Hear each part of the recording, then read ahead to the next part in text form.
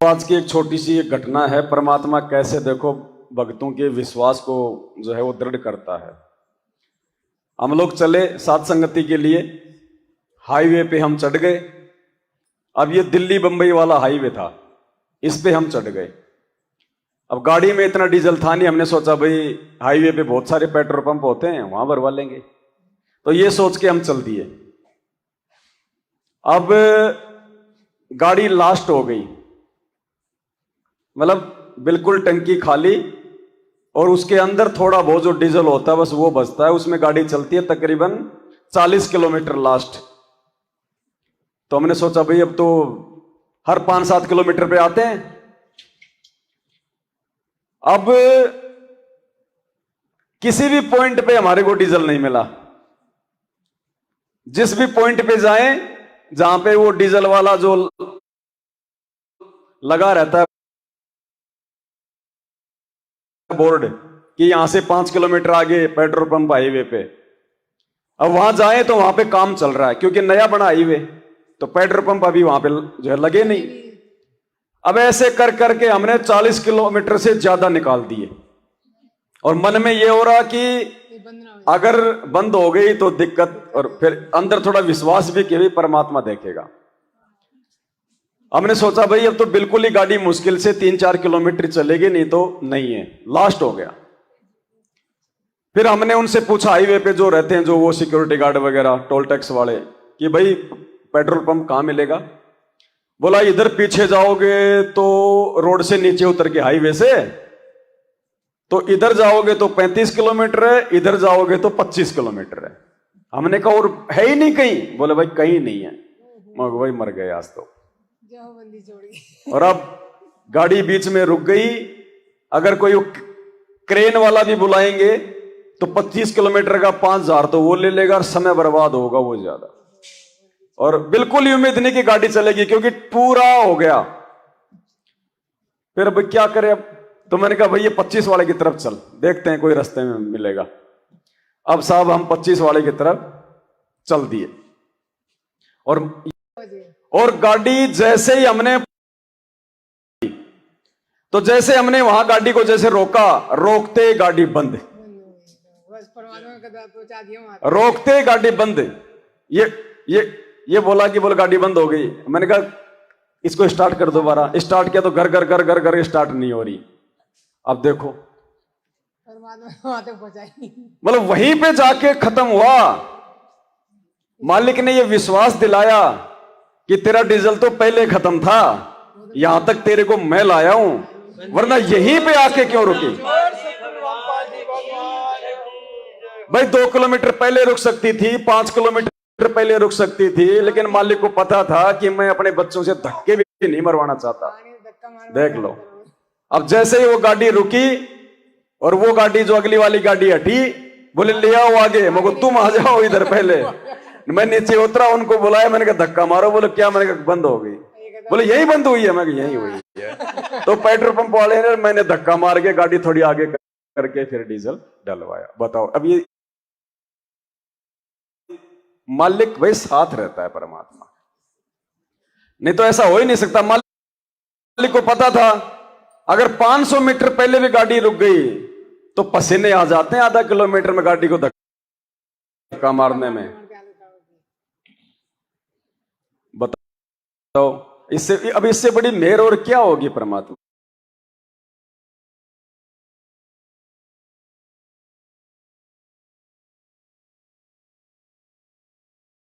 चल गए तो गाड़ी मिली 5:45 बजे यहाँ से रोड से बुलंदशहर पहुंच गए। वो गाड़ी जो है बुलंदशहर छोड़ दी ना, दूसरी में बैठ गए मारुति में। तो वो मारुति जब जा रही तो एक औरत बैठी पीछे, तो वो बोली भाई साहब तुम पीछे आ जाओ, मुझे उल्टी आमे, मैं आगे बैठ जाऊं। वो औरत आगे जाकर बैठ गई, ये पीछे आके बैठ गए। धड़ाक दे सी ठुक गई गाड़ी। तन्ना की दूर जाके वहां की दोनों टांगन में खूब चोट लगी हुआ औरत के, और इनके खरोच भी ना आई। हाँ, बस ये बदली हुई है, 1 किलोमीटर ही चली होगी गाड़ी। और धड़ाक देसी वो ठुकी का कैसे का वो कचरा की गाड़ी जो उसने बीचों बीच खड़ी कर दी अचानक ही लाके। वो तो होना था, वो तो काल ने पहले अपना सेटिंग कर रखी थी ना पूरी। हाँ, इनके खरोच भी ना आई और उसके जो दोनों टांगन में चोट लग गई। हाँ, तो सतगुरु शरण में आने से आई टले भला, जय मस्तक में सोली हो कांटे में टल जाए। ये तो भगत जी इतनी सतगुरु रामपाल जी भगवान की जय। अब यहाँ तो हम तो चलो भाई, हम दुनिया को तो हम लोग नॉर्मल लग रहे हैं, हाँ, लेकिन आज धरती पे असल में साधु संत आप और हमें तो हैं जो मर्यादा पहन ले, वो तो लोग दिखावे वाले भगत हैं। हाँ, तो भगत जी काल ऐसा भी कर सकता है, कोई बड़ी बात नहीं है, काल ऐसा भी कर सकता है। देखो दास इसीलिए तो कह रहा है ना कि हमारी भक्ति जाती है ऐसे। एक वो प्रदीप मिश्रा नाम का कोई वो कथावाचक है, वो मैंने देखा था मोबाइल पे एक बार रील में। वो कह रहा था कि यदि किसी माता बहन के संतान उत्पत्ति नहीं हो रही तो किसी ब्राह्मण को अपने घर पे जो है बुला के और उसको जो है भोजन करा दे, उसको संतान उत्पत्ति हो जाती है। तो कौन सा ब्राह्मण है? आप और हम। इसलिए हमने जगत के घर पे खाना नहीं खाना चाहिए। हमारी भक्ति जाएगी, हमारी भक्ति जाएगी। पता नहीं उसके मन में क्या क्या इच्छाएं हैं, उसके मन में क्या क्या कामनाएं हैं, और हमने उस घर का अन्न खाया तो भाई हमारी भक्ति जाएगी, चाहे हम कितनी अंधेव की आरती कर दें। ये तो परमात्मा ने शुरुआत में हमारे को, अन्यथा आप जिस घर का अन्न खाओगे, आप भगत हो तो क्या हुआ भाई? जब परमात्मा कहते हैं आग पराई अपनी हाथ दिए जल जाए, तो जब आप किसी अनुपदेशी का अनाज खाओगे तो उसका भार तो चढ़ेगा। अब जानबूझ के जहर पियोगे तो परमात्मा क्या करेगा? अनजाने में तो आपको बचा लेगा, और जानबूझ के जहर पियोगे तो कि देखो देखता हूं गुरुजी बचाएंगे कि नहीं बचाएंगे, वहां नहीं बचाएगा। अगर मीरा ये सोचती कि देखती हूं आज भगवान बचाएगा कि नहीं बचाएगा, मैं देखे परीक्षा करती हूं भगवान की, नहीं बचाता। लेकिन वो मजबूरी थी मीराबाई के सामने जहर पीना, इसलिए भगवान ने उसके जहर को अमृत बनाया। हाँ, या कोई और हमारे को जबरदस्ती कोई मजबूर करे, हमारा मुंह फाड़ के डाल दे अंदर, तो परमात्मा बाल बाका नहीं होने देगा। और हम जबरदस्ती की देखते हैं ध्यान गुरु जी की भक्ति में कोई शक्ति भी है कि नहीं है तो भाई वो जहर की शक्ति ज्यादा दिखाई देगी वहां।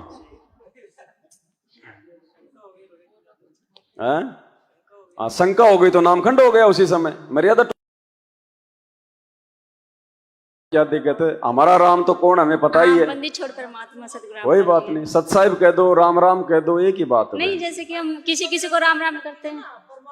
हाँ, राम राम बोल दो, राम राम में कोई दिक्कत नहीं। और भगत जी जैसे कि हम किराए पर रहते हैं, हमारे घर कुछ एक शब्द है वो नहीं बोलने, जैसे राधे राधे ये नहीं बोलना। ये नहीं वो पर्टिकुलर वो किसी और का हो गया, वो आन उपासना में आ गया। हाँ, क्योंकि भगवान का नाम राधा नहीं है, राम भगवान का नाम है।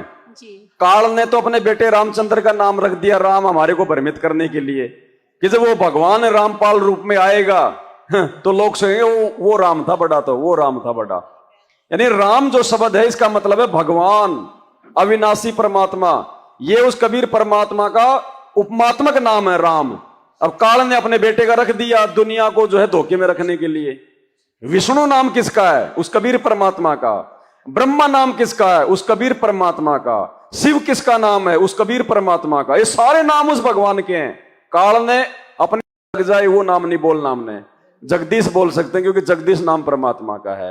कई कहते हैं जय सच्चिदानंद, ये बोल सकते हैं क्योंकि सच्चिदानंद तो एक ही है सृष्टि में।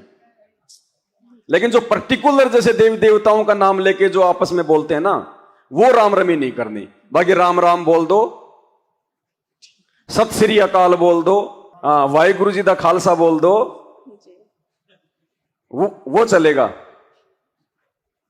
लेकिन ये पर्टिकुलर देव देवताओं का नाम लेके जो करते हैं ना राम रमी, ये नहीं बोलनी है। नहीं, ये नहीं सोचते, अपने परमात्मा का नाम लेके बोले जय माता दी, ये नहीं बोलनी। ठीक है, ठीक है। हाँ। और सत साहिब जैसे कि हमारे घर में हम किराए पे रहते हैं और हमारे घर में सभी विरोधी हैं, कोई उपदेशी नहीं है, तो हम परमात्मा का बैठ के उसमें आप बता रहे हो सेवा करने तो वो तो कैसे कर पाए? वो बहन जी देखो आपके घर में क्या माहौल है, क्या व्यवस्था है, हाँ। उस हिसाब से आपने देखना है। नहीं लगा पाओगी बेड तो भी ऐसा नहीं है कि परमात्मा आपको प्यार नहीं करेंगे या आपसे नाराज हो जाएंगे या आपको लाभ नहीं देंगे।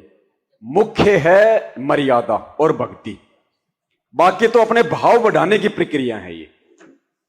तो जिसके घर में विरोध नहीं है, जिसके घर में व्यवस्था है वो करो, जिसके घर में नहीं है वो मानसिक रूप से परमात्मा की चरण सेवा कर लो। हमने कौन सा शुरू में बेड लगा के चरण सेवा की थी?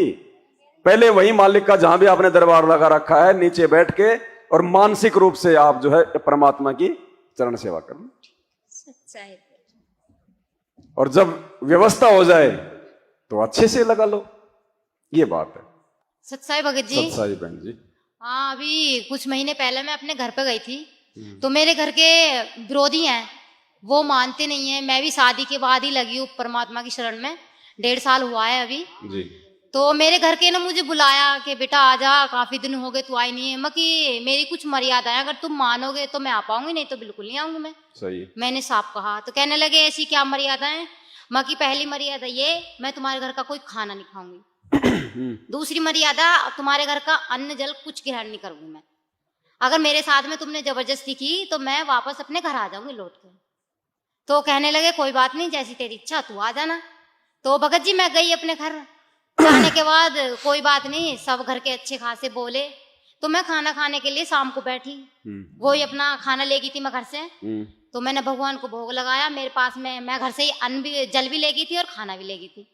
भोग लगा के मैं ग्रहण करने लगी तो मेरे घर के कहने लगे कि ये तू क्या कर रही है? मैं कि अपने भगवान को भोग लगा रही हूँ, परमात्मा की आरती भी की, कोई दिक्कत नहीं। भोग लगा के जब खाना खाने लगी, नू ऐसा कौन सा रीजन है, ऐसे कौन से बाबा हैं जो माता पिता के घर के खाना खाने के लिए मना करते हैं? मैं कि मेरे पिता हैं, तुम तो जन्म के दाता हो, कर्म का दाता, तो मेरे पिता मिल गया मुझे जी। तो मुझे तुमसे क्या लेना? जो मुझे मेरा भगवान देगा, मेरा पिता देगा, वो तुम मुझे क्या दे सकते हो? सही। नो, ऐसा तो हमने कभी नहीं देखा, ऐसी बात है तू मेरे घर मत ही हो। मैं कोई बात नहीं, तुम मत बुलाओ, बिल्कुल मत बुलाओ मुझे, मैं ऐसी कोई बात नहीं है, मैं तो अपने घर ठीक हूँ, कोई बात नहीं। तो हाँ, दूसरे दिन भी ऐसी करा उन्होंने विरोध, फिर भी मैं कुछ नहीं कहने लगी। फिर मेरी मम्मी कहने लगी, भाई भी कहने लगे, बहनें भी, पता नहीं क्या भेष बना रखा है, पहले तो तू ऐसे रहती थी, ना तो चूड़ी पहनती, ना श्रृंगार करती, ना सिंदूर। मैं किसकी करूं? कोई कह देगा मेरा पति मेरे सामने है, कोई कह दे मुझे मेरे सामने कहो, मेरा भगवान जानता है, कोई बात नहीं। होते चलते कहने लगे अच्छा ऐसी बात है तो तू बिल्कुल मत आना, तू ऐसे रहने लगी है, तू आज के बाद आइयो ही मत ना। मैं ठीक है, भगवान ने पीछे छुटाया, मैं अपने घर ही ठीक हूँ। सही। भगवान ने पीछे छुड़ाया, मैं अपने घर ही ठीक हूँ, तुम्हारी मर्जी हो, भगवान की जय। मन तुम्हारी मर्जी हो तो मेरे घर तुम 10 बार आ सकते हो, पर मैं तुम्हारे घर का ना तो पानी पीऊंगी ना ही मैं अन्न खाऊंगी। बिल्कुल। मैंने अपने घर पे साफ बात कह रखी है, पर लेकिन मेरे घर के मानते नहीं है।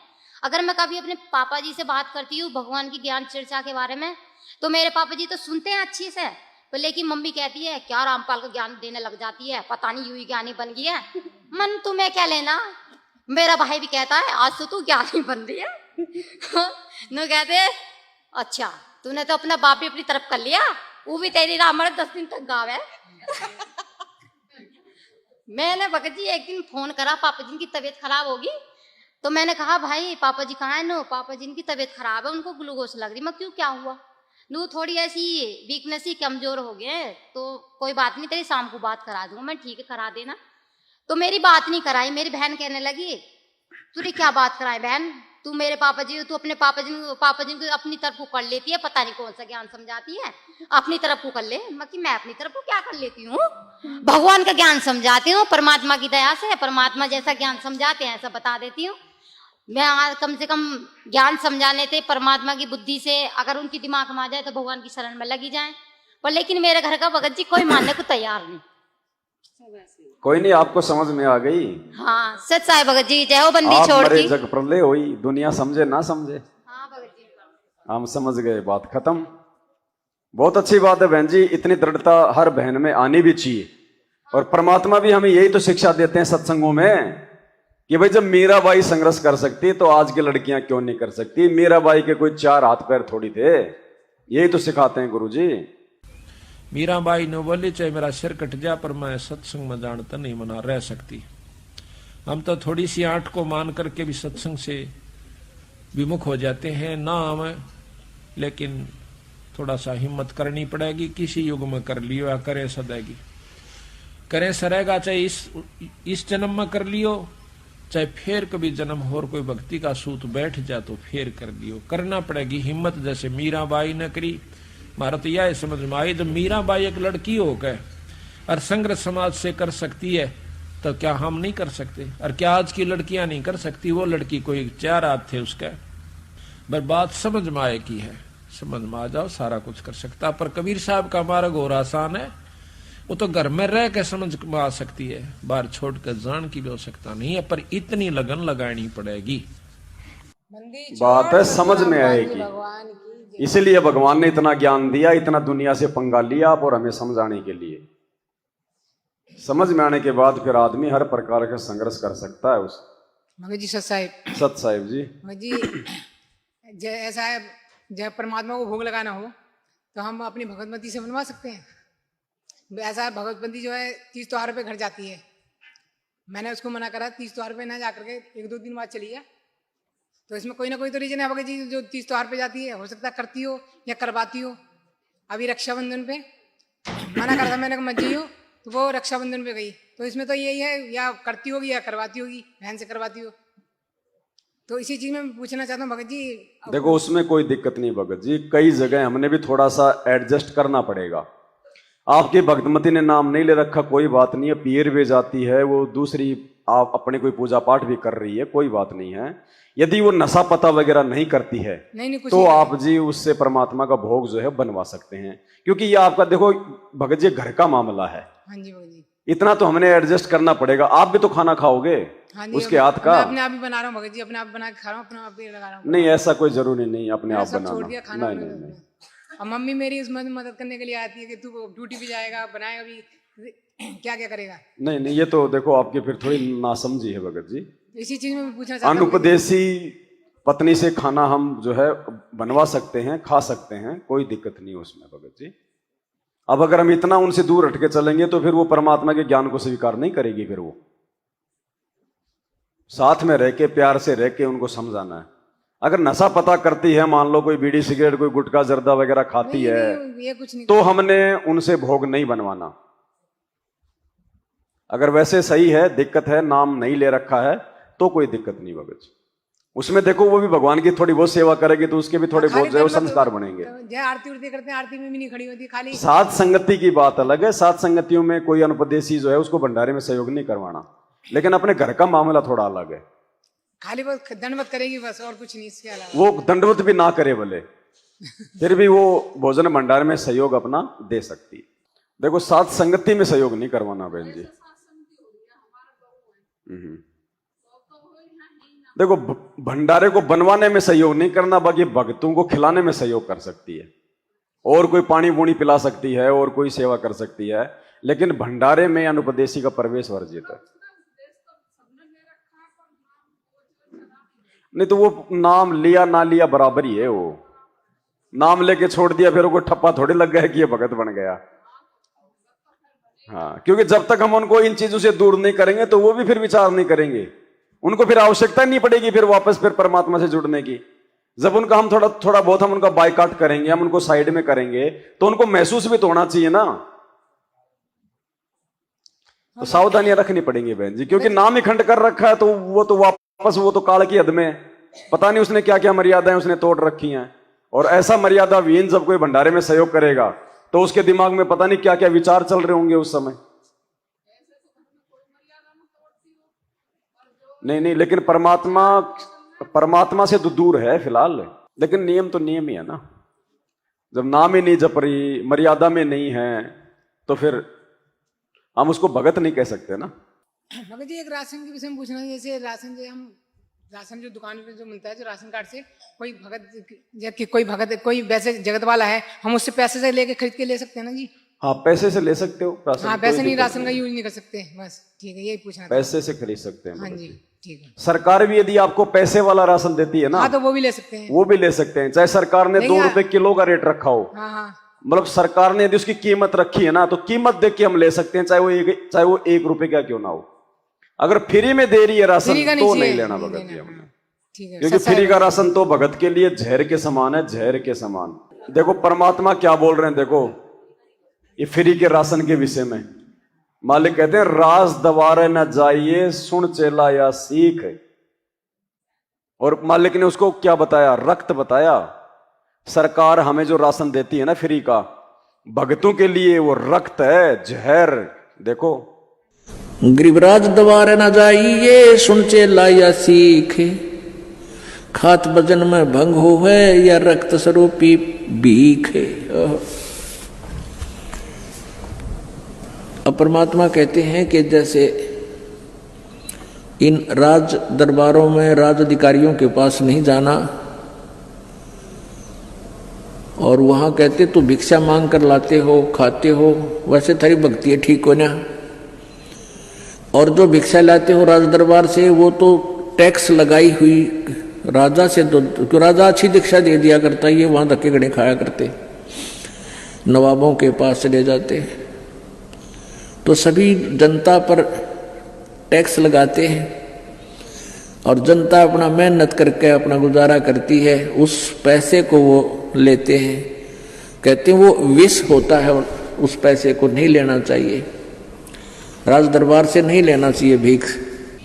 अब देखो हर चीज पे हमने विचार करना पड़ेगा।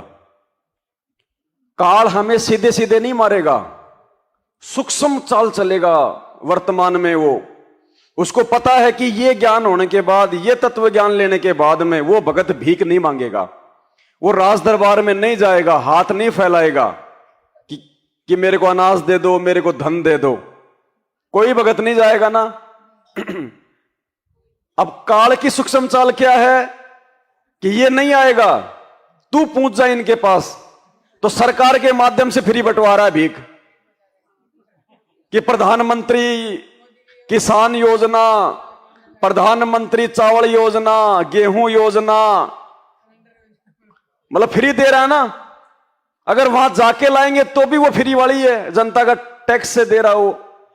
अगर वो किसी योजना के माध्यम से देगा तो भी वो जनता का पैसा है, प्रधानमंत्री कोई जो है मतलब नौकरी करके तो दे नहीं रहा। तो काल ऐसे ठगेगा मैं। अब ये उसकी सूक्ष्म चाल है, ये प्रधानमंत्री योजना। हाँ जी, इसलिए परमात्मा कहते हैं राज दवारे न जाइए सुन चेला या सीख, और खात भजन में भंग होवे ये रक्त स्वरूपी भीख। इतना भयंकर दोष बताया परमात्मा ने। तो पिताजी को लेके आने तो आप मत लाओ भगत जी, कोई बात नहीं, आप अपनी मेहनत मजदूरी कर रहे होंगे ना, कोई दिक्कत नहीं भगत जी, उसमें दिक्कत नहीं है। नहीं साथ मत जाओ उसको लाने के लिए भगत जी, वहां मना कर दो उनको। हो सके तो राशन कार्ड से अपना नाम कटवा दो, नाम नहीं कटवा पा रहे हो तो सहयोग नहीं करना फिर उसको लाने ले जाने में। आपने भगत जी हमारी पेंशन आती है तो वो हम ले सकते हैं? कौन सी पेंशन है बहन जी? विधवा पेंशन है। विधवा पेंशन, अच्छा कितनी मिलती है? 2500। 2500 रुपए। अच्छा, क्या उस विधवा पेंशन के अलावा आपके पास में कोई रोजी रोटी का कोई जरिया नहीं है? अभी तो कुछ भी नहीं है। तो आप उसको ले सकती है, ले सकते हैं। अगर आपके पास चारा है और दूसरा ऑप्शन है तो आपने वो पेंशन नहीं लेनी। यदि आपकी मजबूरी है, घी लेती हूँ, देसी घी, उसका देसी घी लेती हूँ। हाँ, परमात्मा की जोत जला दो, दास ने बताया ना। अगर मजबूरी है, मान लो कोई ऐसी कोई माता बहन है जिसके आगे पीछे कोई नहीं है, कोई नहीं है, सरकारी पेंशन पे ही निर्भर है, तो वो ले सकती है। नहीं मेरी कोई आमदनी कहीं से और से तो कोई बात नहीं बहन जी, वहां पे कोई दिक्कत नहीं होती है। फिर भी आप चाहो अगर कहीं और से भी जुगाड़ हो जाए और वो पेंशन भी आप लेना चाह रही हो तो उस पैसे से आप परमात्मा की जोत जला दो। जोत में, हाँ जोत ही जला, हाँ उस घी का ही जोत ही जला। और उस पेंशन से यदि आपको खाना भी पड़ जाए तो भी कोई दिक्कत नहीं है बहन जी, क्योंकि ऐसी स्थिति में परमात्मा छूट देते हैं। और फिर हम तो भगवान को भोग लगा के खाते हैं। मलिन अन्न को परमात्मा शुद्धि तो करते हैं, लेकिन वैसे नहीं कि भाई सब कुछ आ रहा है, बढ़िया है, बीपीएल का भी कार्ड बनवा रखा है, वो भी बनवा रखा, चावल का भी, गेहूं का भी, दुनिया भर के झूठे भी बनवा रखे हैं 2-4 राशन कार्ड। वो गलत है फिर, क्योंकि देखो हमारी बात जब कोई जगत वाला सुनेगा तो उसको अटपटी सी लगेंगी। उसको ये लगेगा यार ये क्या बोल रहे हैं, क्या कर रहे हैं, कुछ समझ में नहीं आ रहा है इनका, ये भी नहीं लेना वो भी नहीं खाना, क्योंकि उनका और हमारा मार्ग अलग है। जगतकार भगत का 36 का आंकड़ा है, उनको उस समय तक समझ में नहीं आएंगे जब तक वो परमात्मा के शरण में नहीं आएंगे। तो हमने उनकी बातों का बुरा मानना ही नहीं है, वो चाहे जो मर्जी बोले, उन्हें हमारी प्रोसीजर का नहीं पता। सरकार ने फ्री टिकट कर रखा है, हाँ, तो हम तो लेते नहीं है, तो लेते नहीं, टिकट लेते हैं तो हम बताते हैं कि हमने भक्ति ले रखी है। वो कहते हैं आप टिकट क्यों नहीं लेते हो? हाँ भाई हमने भक्ति ले रखी है सतगुरु रामपाल जी की, हमने सत्संग के सुनने से वो हमने मर्यादा जानी है, उस आधार पर टिकट लेते हैं, हमारे में फिर वो नहीं है। तो इस कारण से जैसे कोई हमारे से फ्री बोलने तो जैसे हमारे से कोई टिकट मांग रहा, दूसरा बिना उपदेशी है मांग रहा है, कोई बड़े बुजुर्ग है या कोई सीट पे बैठ गया मांग रहा है, तो हमको उनको लेके दे सकते हैं। बात तो फिर वही हो गई, वही तो। जब आप नहीं ले रही अपनी टिकट किसी और को दे रही हो तो बात तो वही हो गई। अगर नहीं ले रही हो तो फिर किसी को लेके भी मत दो, लेके भी मत दो किसी को। अब ऐसा हो जाता है ना, नहीं, कोई बैठ वैसे तो थोड़ा सा नहीं, आपने जो अपनी टिकट है ना वो टिकट किसी और को लेके नहीं देनी। बाकी कोई दूसरा आपसे कह रहा है कि बेटा जरा मेरी टिकट कटवाना, तो कटवा के आप दे सकती हो। नहीं, वो फ्री वाली टिकट मैं तो अपने पैसों की लेती हूँ, और जो फ्री वाली टिकट है ना वो मंगा ना, आप जेब में क्यों डाल रही हो फ्री की टिकट लेके? नहीं, हम नहीं ले रहे हैं, अपनी तो हम पैसे से लेते हैं। हाँ, अपनी तो हम पैसे से ले रहे हैं, मतलब जैसे देखो बहन जी, इसमें भी बहुत सारी बातें हैं, थोड़ा ध्यान रखना। मेन चीज है सरकार की तरफ से दिया जाने वाला अनाज, मेन चीज क्या है? अनाज। बाकी सरकार की तरफ से यदि दूसरी कोई योजनाएं हमारे को फ्री में मिल रही हैं, जैसे कोई बीमा योजना है, जैसे कोई मतलब भाई जैसे कोई इलाज की कोई योजना है, हॉस्पिटल में जैसे कोई फ्री का इलाज है, तो वो हम सुविधा हम ले सकते हैं हम सरकार से। जैसे आप ये टिकट वाली योजना है, आप ये ले सकती हो, लेकिन मजबूरी हो तो ही लेना है। नहीं, मन नहीं मानता मजबूरी है तो ही लेना है, नहीं तो नहीं लेना है। भार तो चढ़ेगा उसका। हमारे पास पैसा तो लेकिन जैसे बहन है, उनके पास में कोई दूसरा तरीका नहीं है कोई पेंशन के अलावा, तो उनके लिए वो जायज है, ठीक है। बाकी नहीं लेना बहन जी, यही पूछ क्योंकि अनाज तो सीधा हम लोग खाएंगे ना, इसलिए सीधा असर करेगा। अनाज लेना हमने बिल्कुल भी। हमारी सास ही लेके आती है। बाकी छोटी मोटी कोई सुविधा अगर सरकार दे रही है तो हम ले सकते हैं। क्यों? क्योंकि हम सरकार को, हम लोग जो टैक्स भी तो दे रहे हैं। हम अगर एक आटे हम अगर एक नमक की थैली भी खरीदते हैं तो सरकार उससे हमारे का वो लेती है, वो टैक्स ले रही है। तो सरकार हमारा पैसा हमें दे रही है। लेकिन जहां बात आती है इसके अनाज की, अनाज नहीं लेना बहन जी, क्योंकि वो भीख में आ जाता है। अनाज भगत जी हमारे घर में जैसे सास है। और वैसे तो बहन जी देखो, बचो, कोई भी फ्री की योजना हो चाहे कुछ भी हो, वैसे तो आदमी को जो है वो बचना चाहिए। क्योंकि जब हम परमात्मा की शरण में आ गए, इससे बड़ा सेठ कौन है? फिर ये हमारे को कौन सी चीज की कमी छोड़ेगा? यदि हम मर्यादा में रहेंगे तो हमें दुनिया का फ्री लेने की जरूरत ही नहीं है। वो तो भाई सरकार की नौकरी भी तो कर रहे हैं, वो मजदूरी भी तो कर रहे हैं, जैसा हॉस्पिटल काम कर रहे हैं, बाकी तो ज्यादा कोई ना उनको दिक्कत नहीं है कोई। अब जैसे कोई आर्मी से रिटायरमेंट है, कोई पुलिस से रिटायरमेंट है, उसकी पेंशन आ रही है, तो उस पेंशन में दिक्कत नहीं है, उसने अपना जीवन लगा दिया पूरा, उस पेंशन में दिक्कत नहीं है। लेकिन सरकार जो फ्री में दे रही है खाने पीने का, और ये चुनाव आ जाते हैं उस समय देती है, विधवा योजना कर दी, फलानी योजना कर दी लोगों को जोड़ने के लिए, वो चीजें नहीं। वो तो भगत जी हम पहले से ही ना लेते, मालिक की शरण में तो अब आए, ये सारी चीज तो फ्री में हम पहले से भी ना लेते। भाई भक्ति कर रहे हैं, परमात्मा के शरण में आ गए, मर्यादा में हैं, तो परमात्मा कोई चीज की कमी छोड़ेगा ही नहीं। हाँ। आपने बीमा करवाने की जरूरत ही नहीं। भाई भगवान आपको बीमारी नहीं होने देगा, आपको हॉस्पिटल का मुंह ही नहीं देखने देगा। आपको फ्री के इलाज की स्कीम लेने की आवश्यकता क्या है? और फिर भी यदि आप वो कार्ड बनवा रहे हो 2.5 लाख रुपए तक का फ्री इलाज है, तो डेफिनेटली भगवान आपको बीमार आपको जो है करेगा ही करेगा कि ले बेटा तेरे को भगवान के भक्ति में विश्वास नहीं है ना, तू इस कार्ड का इस्तेमाल कर। तो मैंने कार्ड बनवाना ही नहीं है हमने, फ्री के इलाज वाला रही है।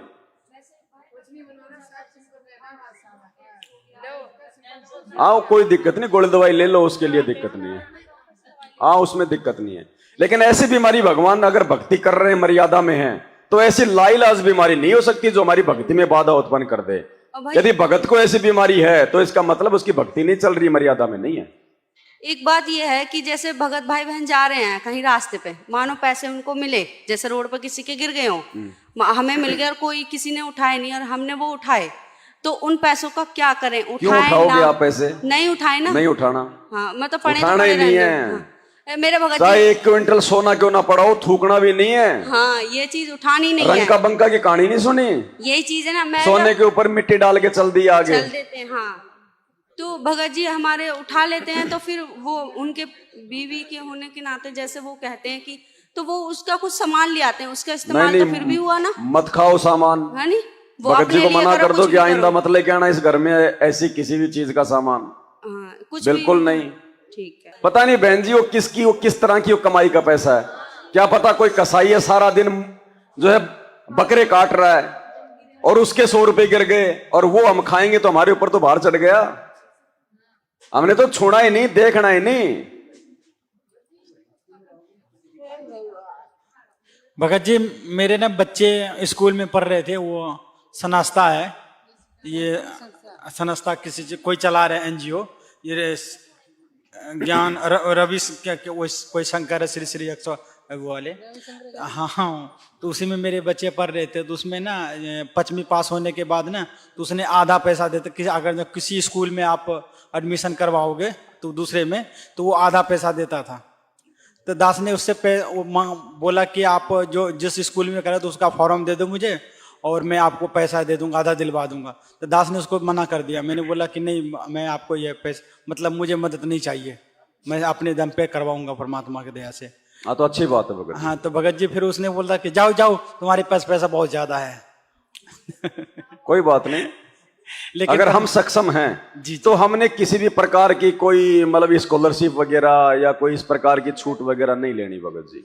नहीं वैसे परमात्मा के जब से इससे दर पे जुड़ा हूँ तो परमात्मा ने इतना सक्षम बना दिया। सबसे पहले तो मेरे आर्थिक ही मजबूत किया है, ताकि दास तो पहले कहीं चौकीदारी के थ्रू रहते थे किसी के छत पे, लेकिन परमात्मा ने ऐसी दया की है मेरे ऊपर कि अभी 7,000 का किराया लग रहा है, लेकिन फिर 2 कमरे हैं दास के पास में। भगत जी भक्ति करेंगे, मर्यादा में रहेंगे तो परमात्मा ये नहीं देखता कि ये चौकीदार है या मजदूरी करता है, ठेला चलाता है। भगवान छप्पर फाड़ के दे देगा, चाहे कहीं से भी देना। परमात्मा ने बड़ी दया उसको रास्ते बनाने की जरूरत नहीं है, अनंत रास्ते हैं उसके पास। जी जी जी। ये तो हम सोचते हैं कि भगवान कहाँ से देगा, लेकिन वो तो परमात्मा है ना भगत जी।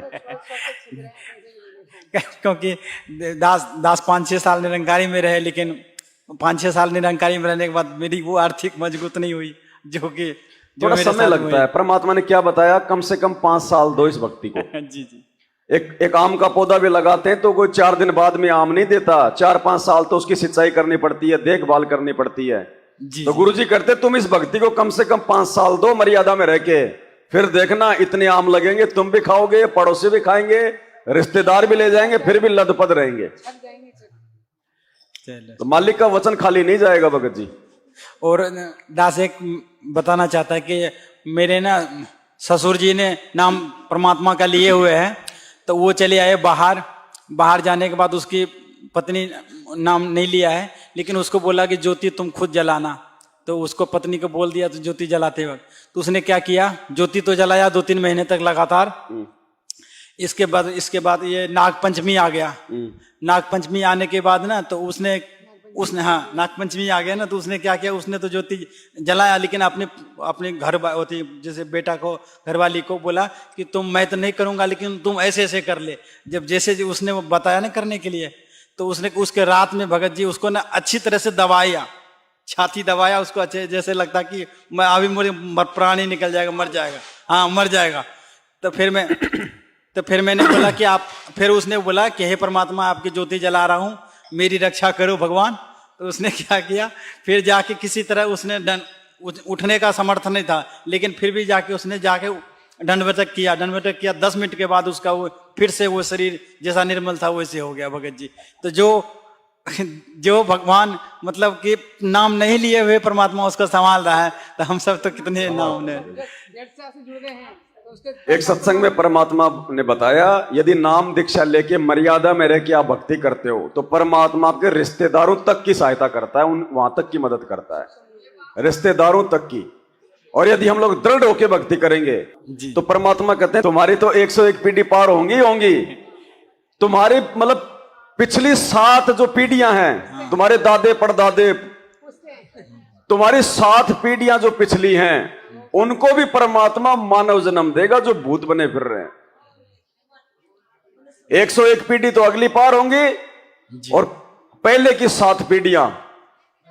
और सदगुरु रामपाल जी भगवान की जय। इसलिए गुरु जी कहते हैं कि भगत ने श्राद्ध वगैरह निकालने नहीं चाहिए, क्योंकि जिस दिन तुम नाम ले लेते हो तुम्हारे पिछले 7 पीढ़ी तक के पूर्वजों को परमात्मा मानव जन्म दे देता है।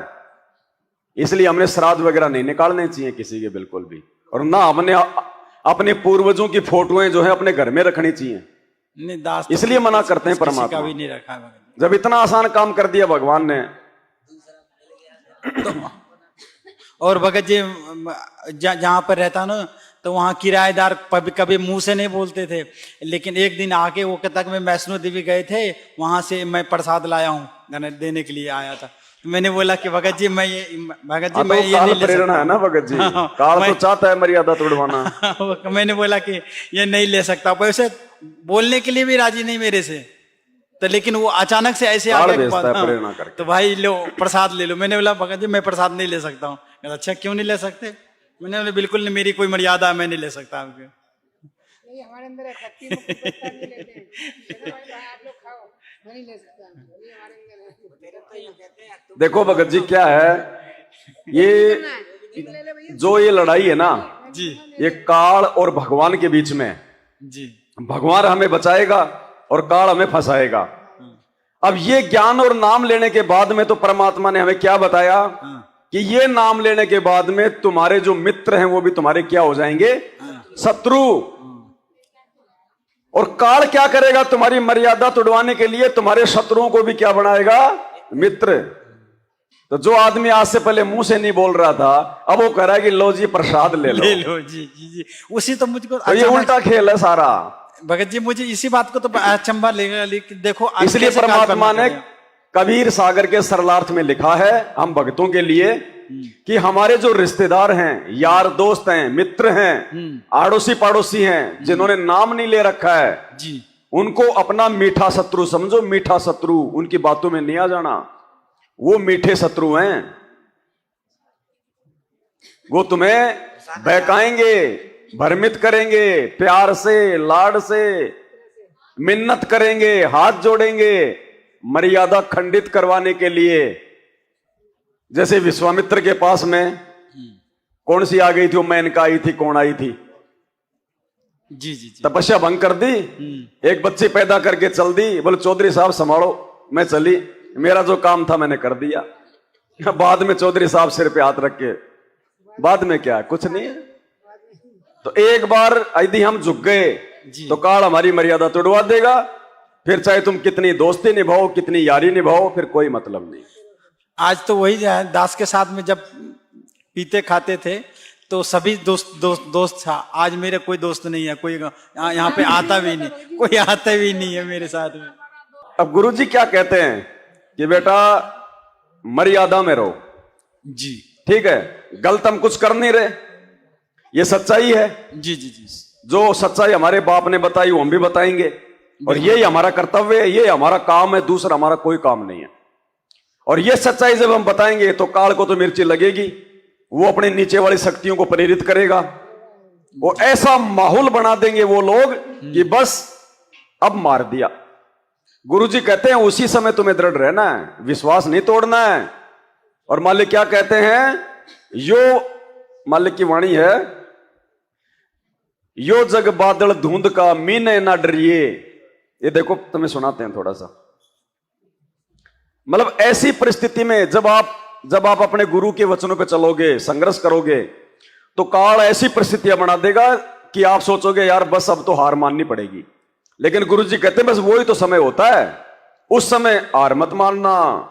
काम के काम आओगे यहाँ पे, पर ये जब आओगे जब ये उदास जा लेगा, फिर और मंडी बनाओगे, मंदिर काटेंगे, बेगन तार देंगे, फिर यहाँ के टट्टू होगा, कुछ भी नहीं होगा।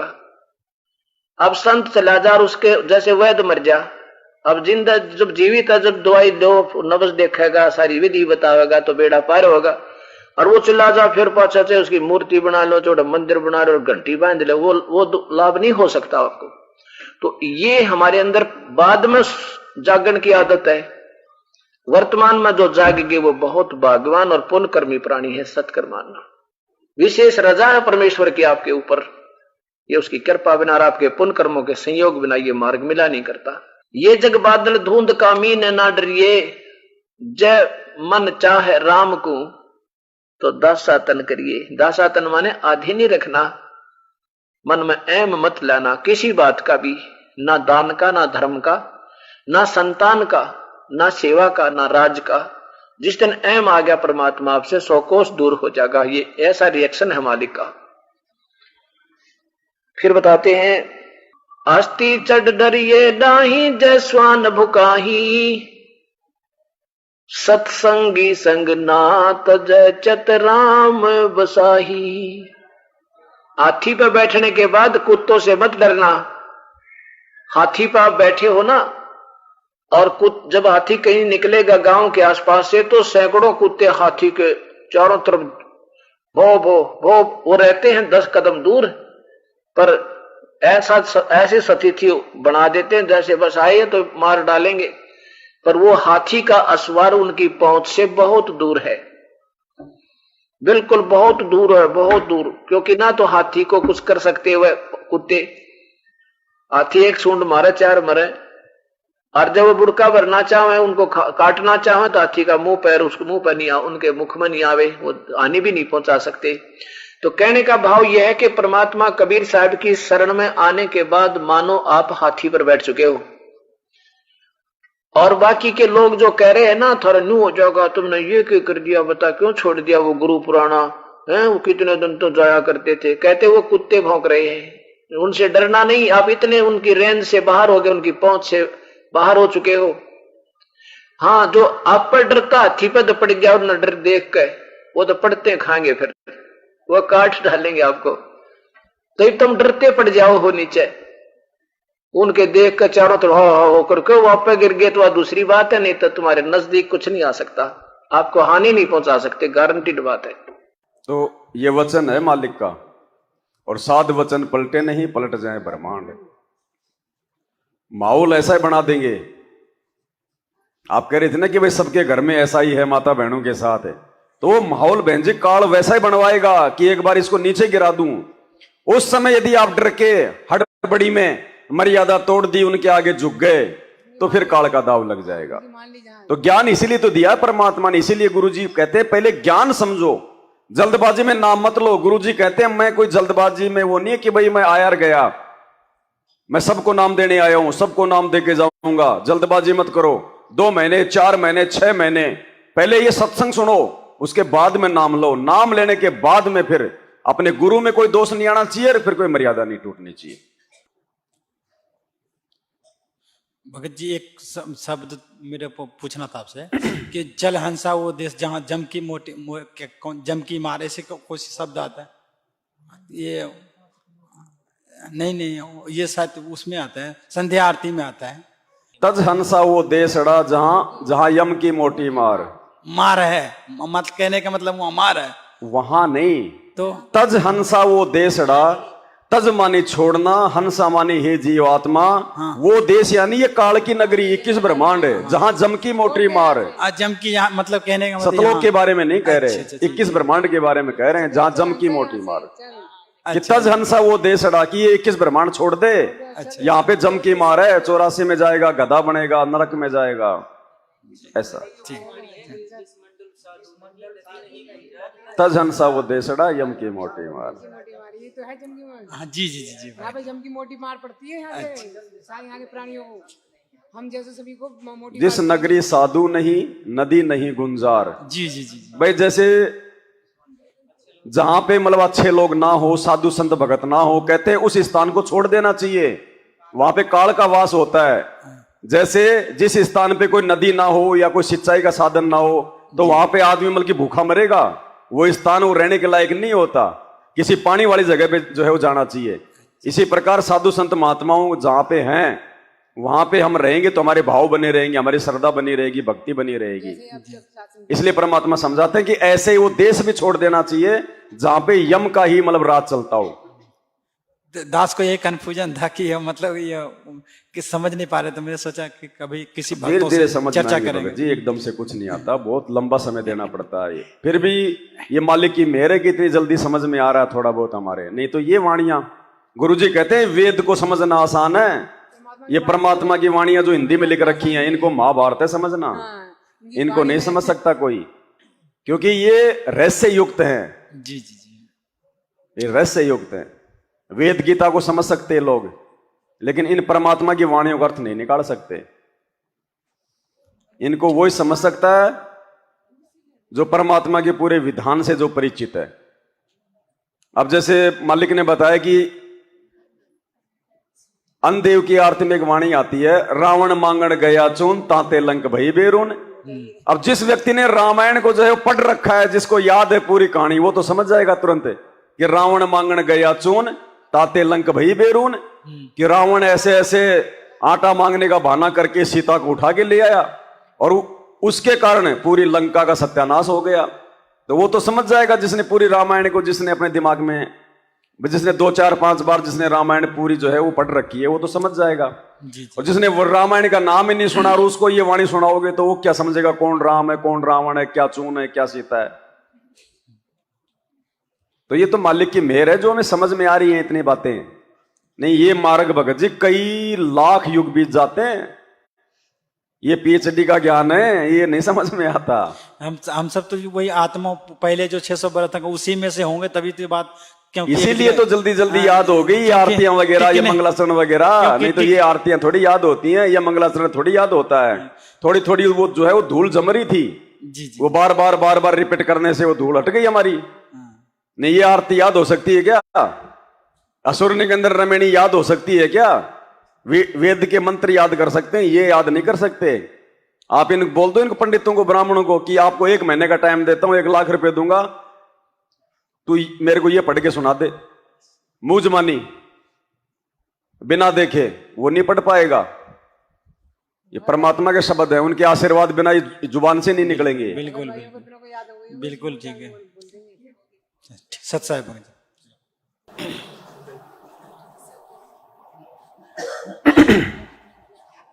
सत्साई भगत जी। सत्साई जी, भगत जी, मैं आपसे कुछ पूछना चाहती हूँ। मेरी मम्मी है, मेरे साथ रहती हैं, और मेरा मतलब कैसा है कि मेरी स्थिति अभी इस टाइम बहुत खराब चल रही है। मेरे बेटे का भी काम हट गया है, हमारे ऊपर कर्जा भी बहुत हो रखा है। 2-3 साल भगत जी नाम ले रखा क्या? नहीं भगत जी, और आपकी मम्मी?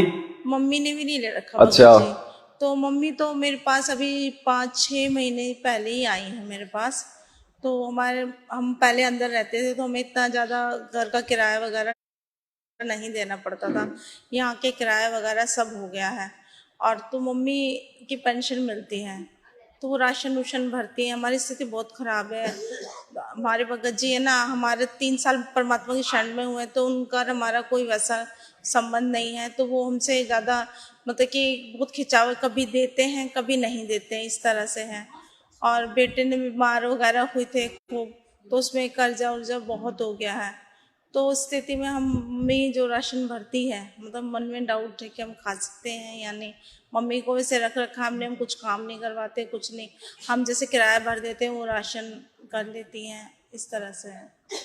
कोई नहीं, आप तो अपना वो किराया समझ के, भाई आप भी तो अपना कर रही है ना, मेहनत पानी कुछ कर रही है क्या आप भी? भगत जी काम ही नहीं हो रहा अभी, बहुत ज्यादा स्थिति। तो फिर आप वो किराया कहाँ से भरते हैं? ये उनके पापा थोड़े से दे देते हैं। तो कोई बात नहीं, आप भी तो बराबर का उसमें हिस्सा दे रही है ना, मकान किराया आप दे रही है तो राशन वो लेके आ रही है। तो आप तो अपने वो किराए के हिसाब से अपना खाओ, उसमें कोई दिक्कत नहीं बहन जी। देखो मजबूरी, अब आप जी भूखी भी नहीं रह सकती, तो कम से कम आप अगर मकान किराया दे रही है, वो राशन ला रही है, तो कोई दिक्कत वाली बात नहीं। जी वो यही पूछना था। हाँ। बहुत मतलब मन में कई दिन से। हाँ, उसमें कोई दिक्कत वाली बात नहीं ऐसी।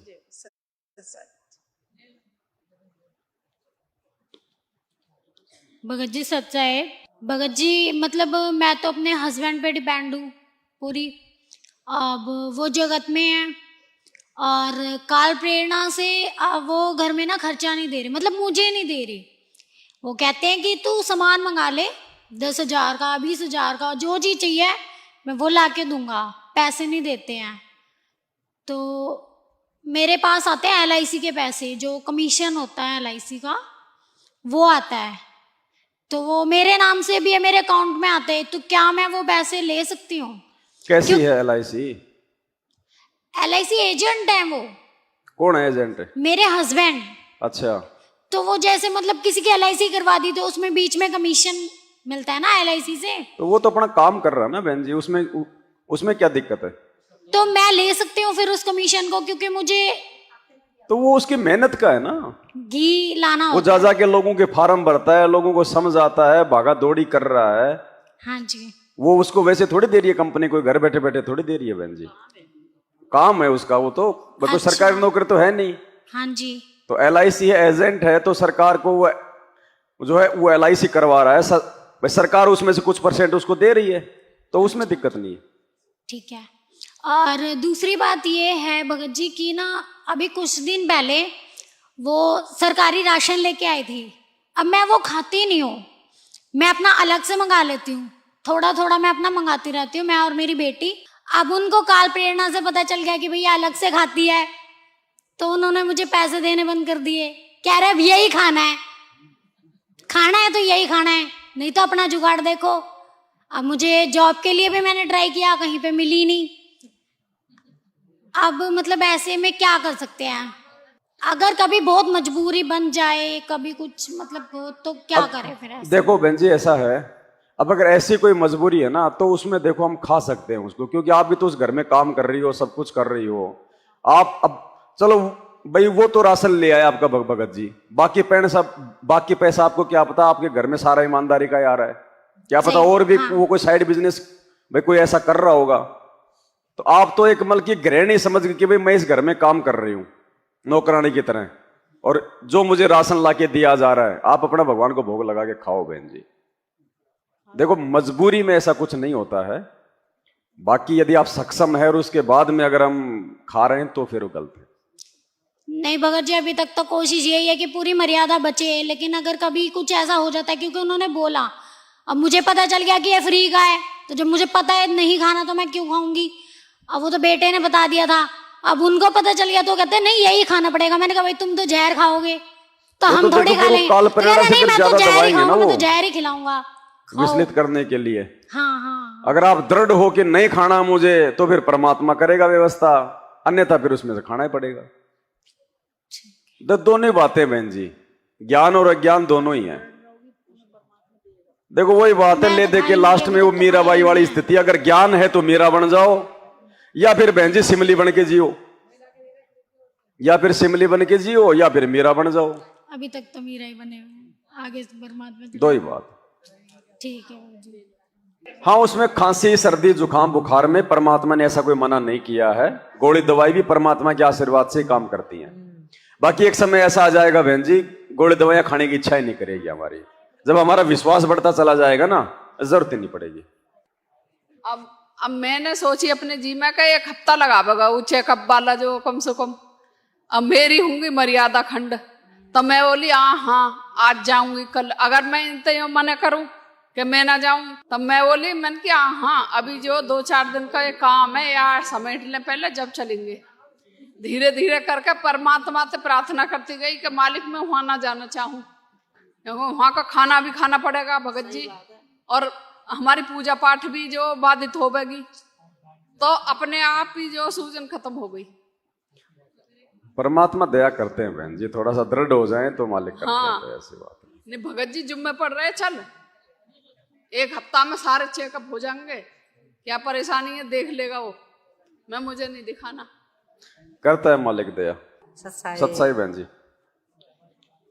अब हमारे भगत जी को पता नहीं क्या हो गया, वो भोग लगाती हूँ ना तो मतलब जो नाराज होते हैं। नाराज तो होंगे बहन जी, भोग इतनी आसानी थोड़े काल भगवान को भोग लगाने देगा। तो वो भी तो भगत हैं, वो क्यों चले गए? वो नाम के भगत रह गए ना, नाम के भगत। क्यों आपको राशन भी लेके आते हैं, चोरी चुपके से लाते हैं अब तो। पहले तो लेते थे, तो मैं 1 आध बार मैंने बहू अगू के सामने डांट दिया। मैं कहने लगी, मैं ऐसा क्यों इस कुणबे को क्यों जहर खिला रही हो ला करके? 6 किलो 7 किलो में क्या होता है, जो 1 40 किलो लगता है तो उसमें 6-7 किलो में क्या हो जाएगा है। तो अब चोरी चुपके से लाते हैं, मेरे को अब पता लग गया। तो अब कहते हैं कि रोज रोज ना वो बना के बैठ जाती है। काम वैसे ही नहीं चल रहा है, तो करने से क्या होगा। मैं कहने लगी ऐसा है, आपको नहीं करना तो मत करो, पर आप अपने कर्म मत बिगाड़ो ये बोल बोल के। अगर ये नहीं देंगे ना तो कोई कुछ नहीं कर सकता, समझ गए ना। ये पहले भी दे रहे थे, अब भी दे रहे, और मैं तो करूंगी। आपको खाना है तो खाओ, ना खाओ तो मत। सीधा बोलो बहन जी। तो कभी खा लेते हैं और कभी नहीं खाते हैं। नाराज हो तो 100 बार हो। हाँ, आरती भी कह के ही लगवानी पड़ती है, दोपहर की भी और शाम तो की। फॉर्मेलिटी चल रही है ना उनकी तो। हाँ, अब 5 साल हो गए फिर भी इतना ज्ञान नहीं हुआ है। मतलब ऐसा ना काम में कुनबे के पीछे लगे रहे, परिवार के पीछे लगे रहे, दुकान पर बैठ जाते जाते ही रात के 10 बजे आते हैं, कभी 9 बजे आते हैं, फिर चिड़चिड़ाते हैं। तो मैं तो बस आरती भी अपना आप कर लेती हूँ, भोग भी अपना आप लगा लेती हूँ। खाओ खाओ, मत खाओ मत खाओ। एक बार पूछती हूँ नहीं खाएंगे तो मैं तो खुद ही खा लेती हूँ। बंदी छोड़ सतगुरु रामपाल जी भगवान की जय हो। बंदी छोड़ सतगुरु रामपाल जी भगवान की। बंदी छोड़ सतगुरु रामपाल जी भगवान। अब बताओ, जेल नहीं जाते तो ये शब्द कहाँ से लेके जाते हैं? अब परमात्मा के जितने भी नियम है मैन सारे परमात्मा, क्योंकि वहां मेरे को ज्ञान गंगा मिल गई है कि तो दास का पड़ा पड़ा ये काम था। किसी से पेन मांगा, अखबार जेल में आते थे, उन पे जहां भी खाली जगह होती थी मालिक प्रेरणा करते, मैं लिखता जाता। और परमात्मा के जितने भी नियम है जो ज्ञान गंगा में, उसी के अनुसार परमात्मा ने सीरियल वाइज लिखवाई। इसमें इस शब्द में सारे नियम आ गए टोटली। 5 शब्द लिखवाए थे परमात्मा ने। परमात्मा ही करता है। जब होती थी ना प्रेरणा तो एक एक दिन में 2-2 शब्द लिख देते थे। हाँ, मालिक कहते हैं चलती चक्की देख कर दिया कबीरा रोय, 2 पाटन के बीच में साबुत बचाना जोय, और जो किले से लागा रहे वाका नाश ना होए। अभी तो अब वो किले से तो कोई 5-10 दाने रुकते हैं, बाकी सबका चकनाचूर निकलता है। तो भाई वो थोड़े बहुत 5-10 का मतलब थोड़े बहुत भगत कौन बचेंगे ये परमात्मा जाने। ये पता नहीं अभी कैसा कैसा समय आएगा, कैसी कैसी परिस्थितियां बदलेंगी। ये परमात्मा ये कुछ भी खेल खेल सकता है। ये 4 दिन के लिए अपने पैरोल पे आ जाएगा धनाना आश्रम में, तुम क्या कर लोगे? सब कह देंगे ये लो जी गुरुजी तो मैनेजमेंट के साथ में है, ये लो हो गया काम, निकलोगे सारे यहां से, कोई एक आधा बचेगा मुश्किल से। ये कुछ भी खेल खेल सकता है, आ सकता है, मैनेजमेंट लेके आ सकता है गुरुजी को। जब राम रहीम 4 बार आ गया 40-40 दिन की छुट्टी पे, तो हमारे गुरुजी नहीं आ सकते? ये भी आ सकते हैं। ये भी जेल मंत्री को कह देंगे 2024 में तुम्हें देंगे वोट, हमारे गुरुजी को 4 दिन के लिए हमारे आश्रम में ला दो। वो कह देंगे साहब धनाना आश्रम का उद्घाटन है और गुरुजी आ रहे हैं। अब सब भाग जाएंगे यहां से, कोई नहीं बचने वाला। कुछ भी हो सकता है बहन जी, अटपटा है। परमात्मा परीक्षा लेगा, ढंग से लेगा, निचोड़ निचोड़ के। क्या करना है क्या नहीं करना लोगों ने देखना। वो तो देखो बहन जी उस समय परीक्षा है, वो तो मैं कुछ नहीं कह सकता।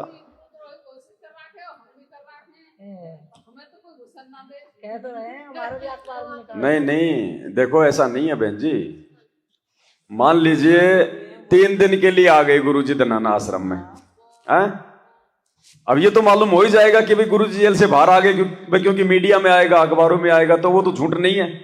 गुरुजी आ गए भाई, वो धनाना में आ गए, ठीक है।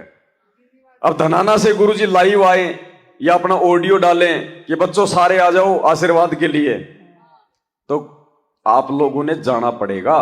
ऐसा नहीं है कि हम तो साथ संगत से जुड़े हम नहीं जाएंगे। गुरु आदेश हो गया, या कोई पवन दास के नहीं चलनी, फिर ध्यान रखना। और ना किसी ने पवन दास से पूछना कि हम जाएं कि नहीं जाएं। अगर वहां से आदेश होने के बाद आपने पूछ लिया कि पवन दास जी जाएं कि नहीं जाएं, वो भी फेल हो गया। हाँ, तो उस समय जाना है।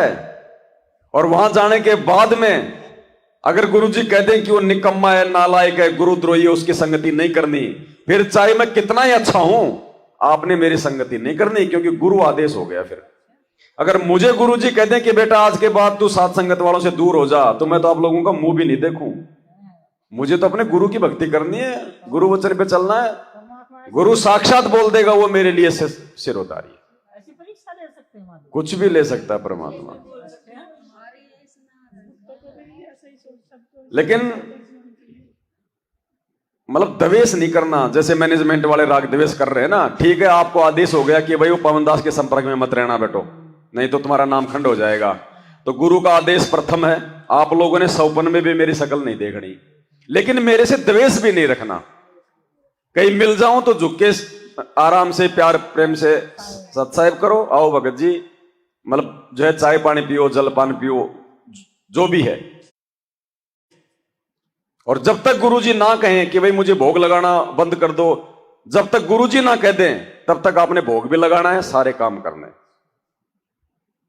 क्योंकि परीक्षा है वो अगर ऐसा होगा तो मैनेजमेंट वाले सारी बातें बताएंगे गुरुजी को कि गुरुजी ऐसा कर रहे हैं, वैसा कर रहे हैं, ये कर दिया, वो कर दिया। अच्छा ले भाई बंद करो रे भोग भाग लगाना, किस मूर्ख ने बता दिया तुम्हें? भगवान को भोग लगाओ। अब भगवान कौन?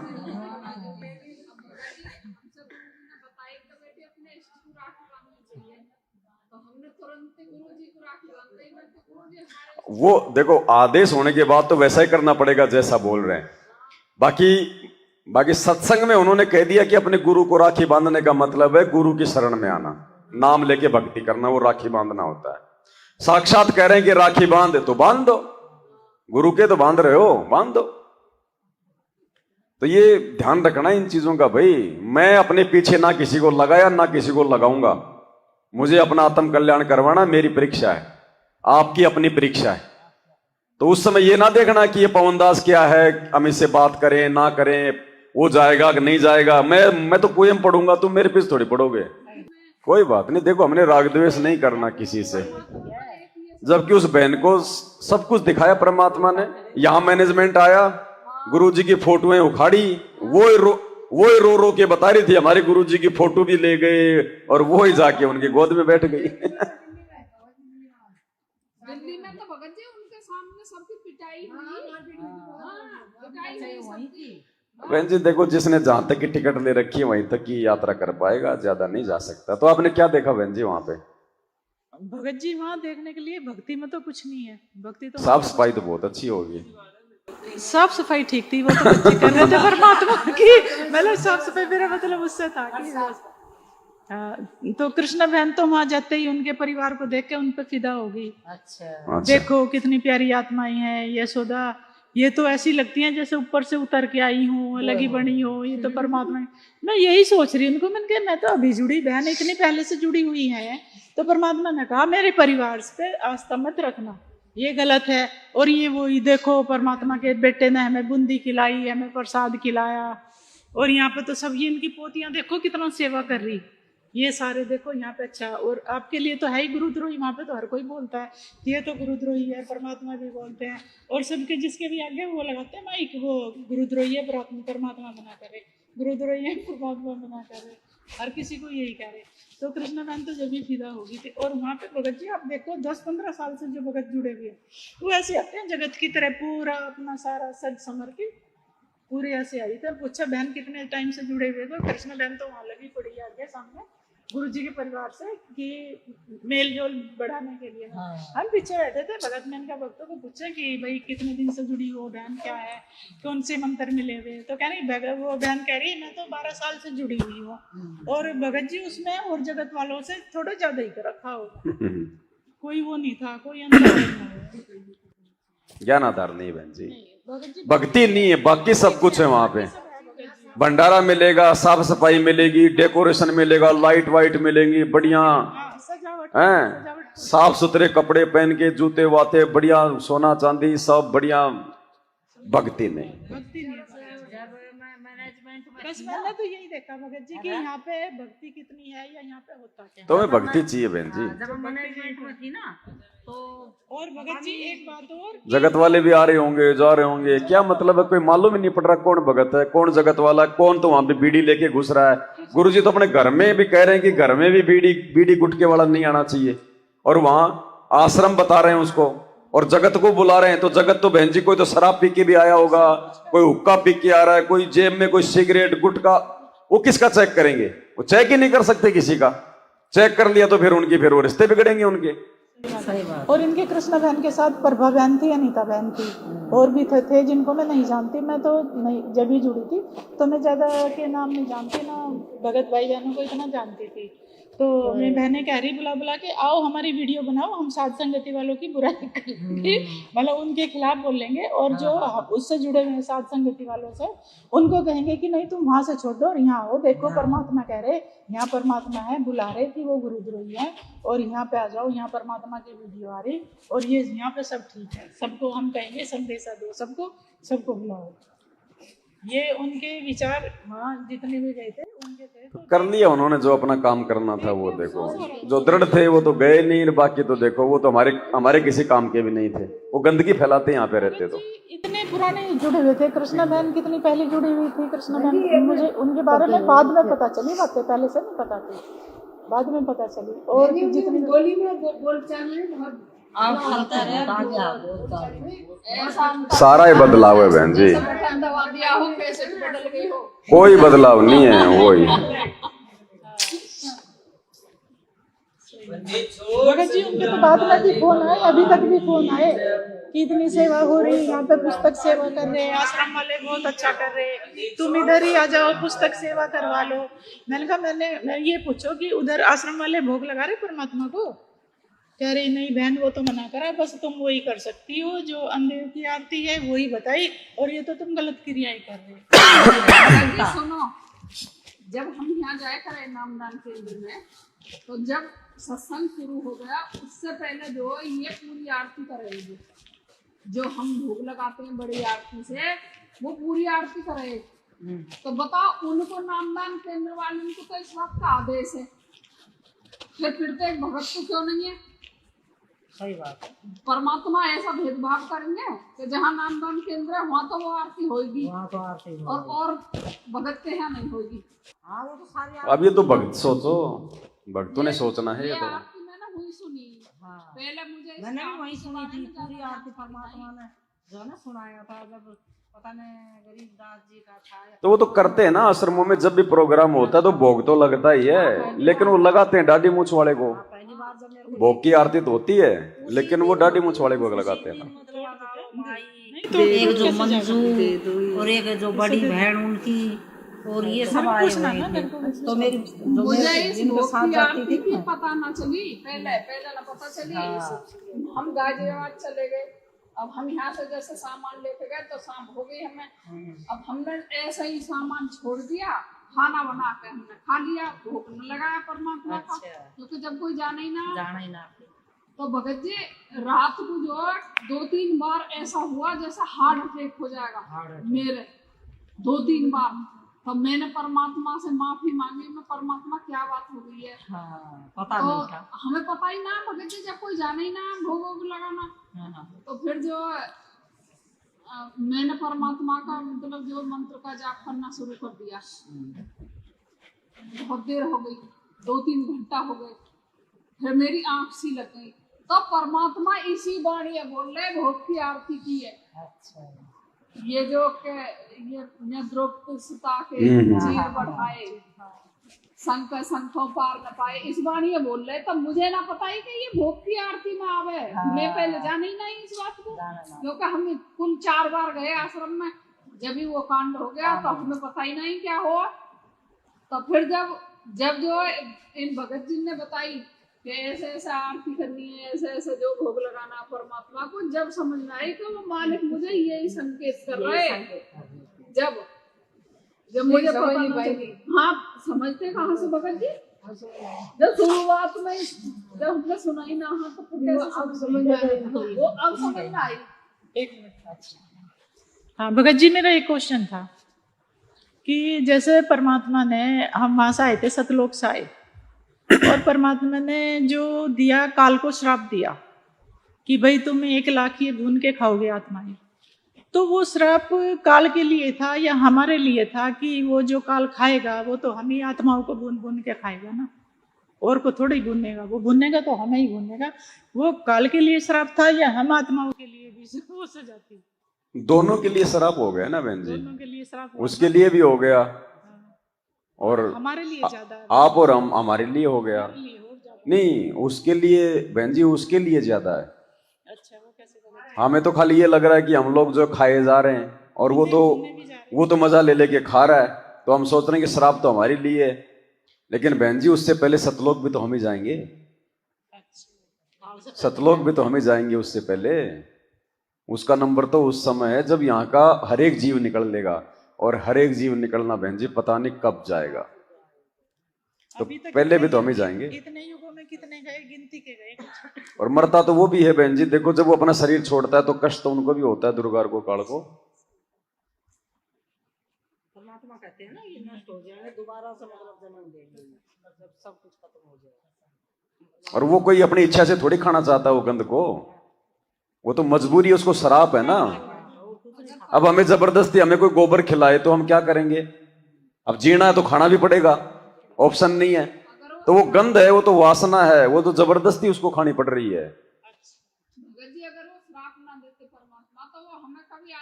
हमें कभी इंसान नहीं बनाता ना वो, फिर वो मानव बनाता ही नहीं इंसान, और इंसानी होने के बिना मोक्ष नहीं होगा।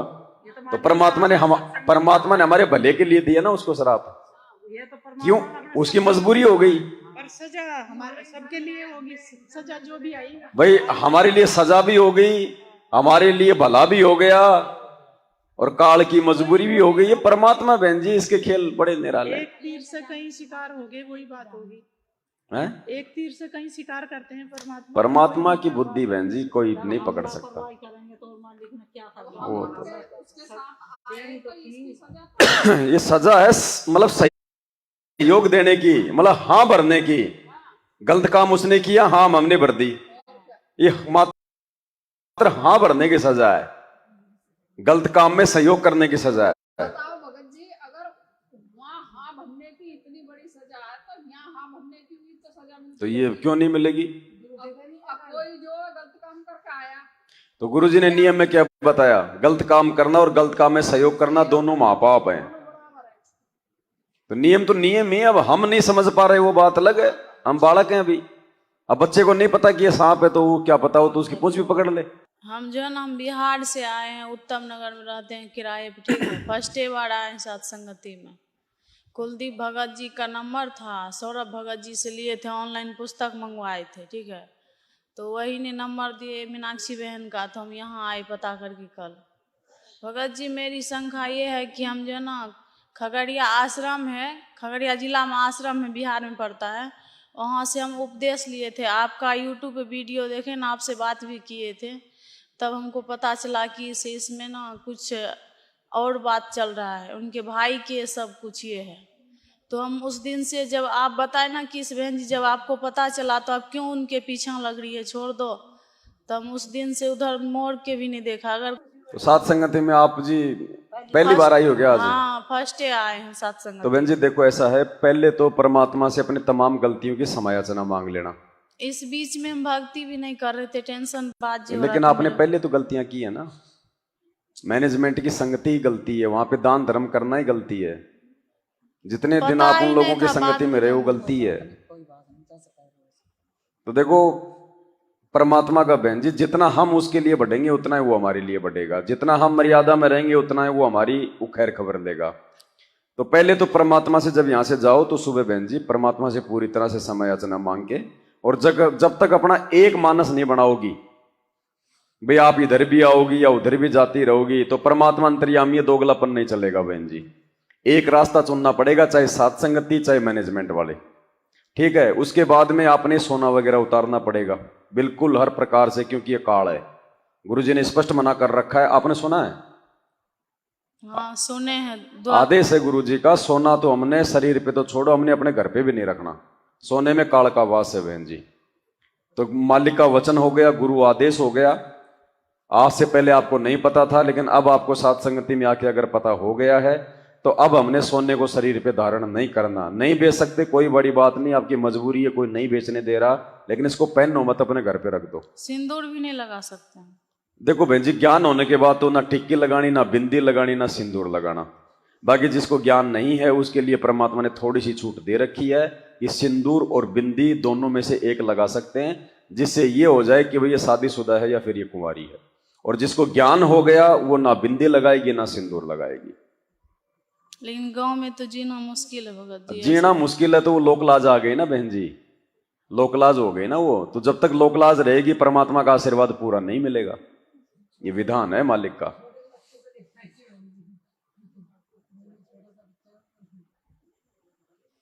तो उतार लेंगे, क्या करेंगे भगत जी? भक्ति करनी है तो देखो ये सारी भक्ति करनी है तो उतारना पड़ेगा ना। डॉक्टर है, डॉक्टर बताता है अपने। देखो बहन जी, ज्ञान इसलिए तो दिया परमात्मा ने। ये चीजें ज्ञान से छूटेंगी, हिम्मत ज्ञान से आएगी। सासू क्या कहेगी, ससुर क्या कहेगा, आड़ोसी पाड़ोसी क्या कहेंगे, या तो हम उन अपने रिश्तेदारों को देख के चल लें या फिर अपने भगवान के ज्ञान को देख के चल लें। दो नाव की सवारी नहीं चलेगी बहन जी। मालिक कहते हैं जितना मीठा डाल जितना गुड़ डालोगे उतना ही मीठा होगा।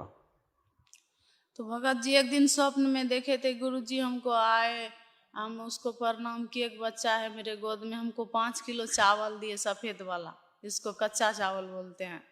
चावल दे दिए उसको, फिर गए हम प्रणाम करने तो उठ के बैठ गए। सोचे इसको कैसे पता चल गया कि हम प्रणाम करने आते हैं, पहले देखे थे। तो बोला जाओ अब तुम। तो हम वो चावल लेके घर आ गए। तो ये क्या हुआ, चावल दिया हमको। तो नहीं, गुरुजी को आपने प्रणाम किया था? प्रणाम करने गए थे अंदर, गुरुजी सोए थे, स्वप्न में देखे। जैसे हम अंदर जा रहे हैं कि गुरुजी उठ के बैठ गए। तो हम सोचे कि कैसे पता चल गया कि प्रणाम करने आती है, ये सोच रहे थे। नहीं, आपने फिर उनको किया, प्रणाम नहीं किया? ये याद नहीं है।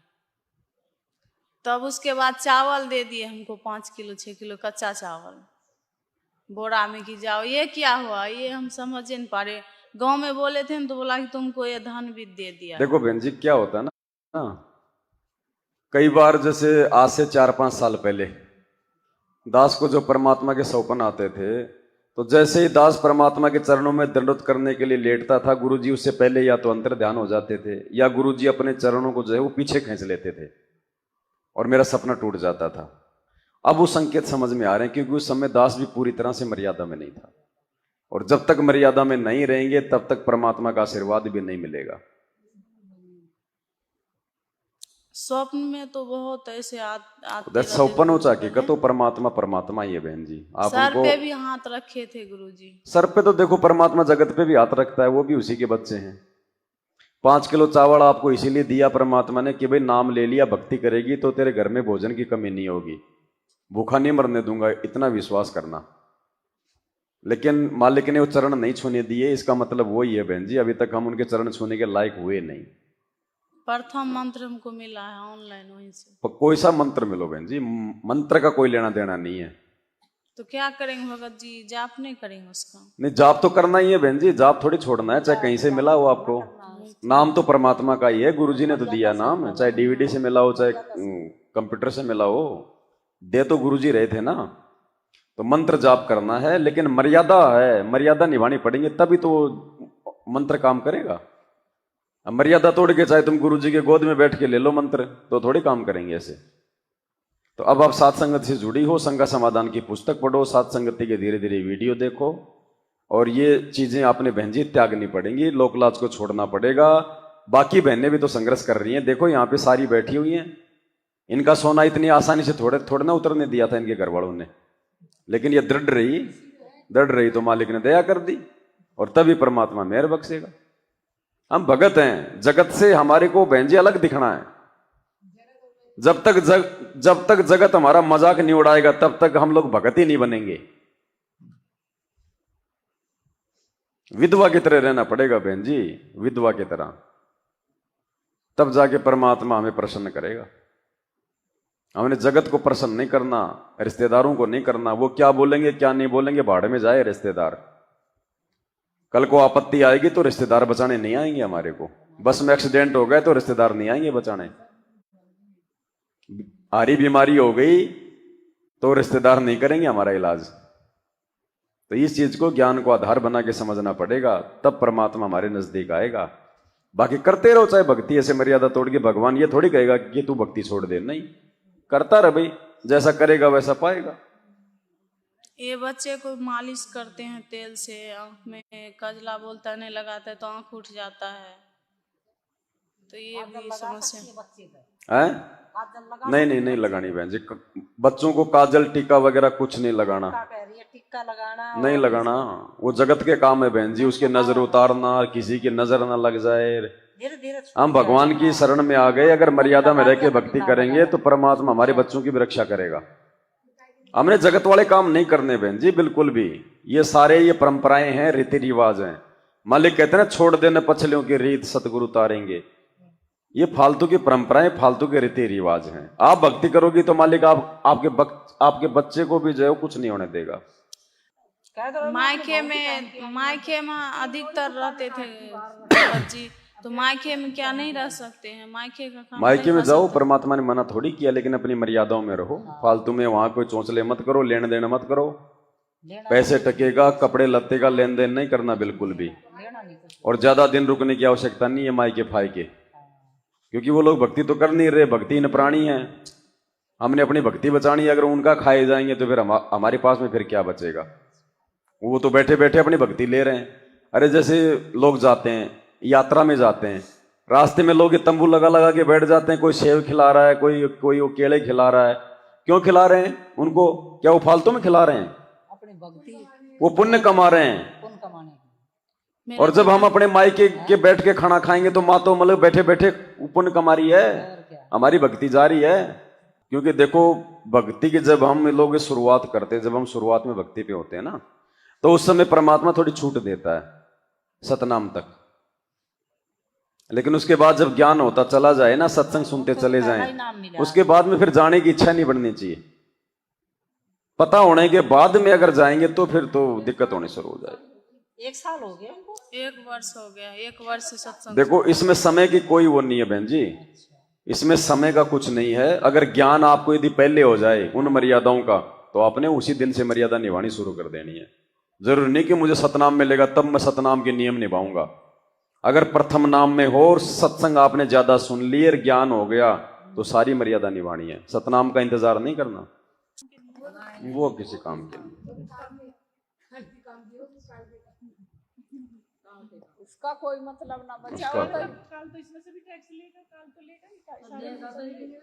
अब ये विधिवत है भाई, ये विधिवत है। इसमें से वो उतना लेगा जितना उसका हिस्सा बनता है, उससे ज्यादा नहीं ले सकता। हाँ हाँ, काल की भक्ति से कोई टैक्स नहीं होता बहन जी। काल की भक्ति से कुछ नहीं होता।